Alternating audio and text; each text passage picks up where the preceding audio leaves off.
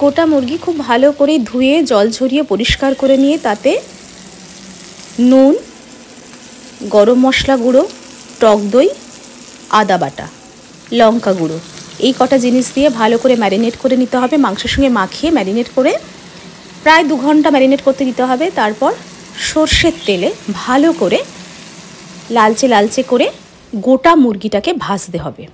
দেখুন একদম লালচে করে এপিঠ ওপিঠ উল্টে একটু সাবধানে ভাজতে হবে।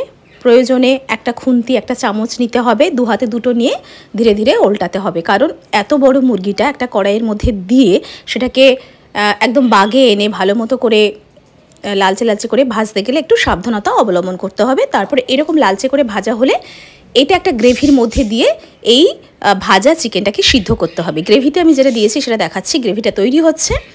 আমি তেলের মধ্যে ওই যে মাংস ভেজেছিলাম, গোটা মুরগিটা ভেজেছিলাম, ওই তেলেই রান্নাটা করব। তবে ওখানে যখন ভেজেছিলাম মাংসটা কিছুটা মাংস ভাজার যে কালো কালো অংশ থাকবে সেটা ফেলে দিতে হবে। দিয়ে পরিষ্কার তেলের মধ্যে গোটা গরম মশলা ফোড়ন, স্টার অ্যানিস দিতে হবে, আর বড় এলাচ, পেঁয়াজ বাটা, আদা রসুন বাটা, নুন, খুব সামান্য হলুদ গুঁড়ো, লঙ্কা গুঁড়ো, এছাড়া জিরে ধনে গুঁড়ো, জয়িত্রী হাফ জায়ফল গুঁড়ো, টমেটো বাটা, গরম মশলা গুঁড়ো দিয়ে ভালো করে কষিয়ে নিতে হবে।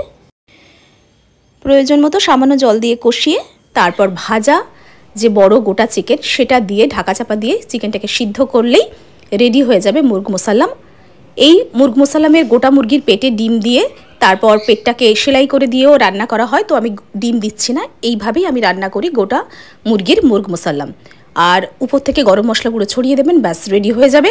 ছোট্ট রেসিপিটা শেয়ার করলাম আপনাদের সামনে। যদি ভালো লাগে অবশ্যই সাবস্ক্রাইব করবেন, শিউলিন হেসেল সঙ্গে থাকবেন। দেখা হচ্ছে আপনাদের সঙ্গে অন্য ভিডিওতে। আমাদের ফেসবুক পেজ শিউলি নস্কর, শিউলিস মোটিভেশনাল হাব অন্য চ্যানেল এবং শিউলি নস্কর ইনস্টাগ্রামে চোখ রাখুন।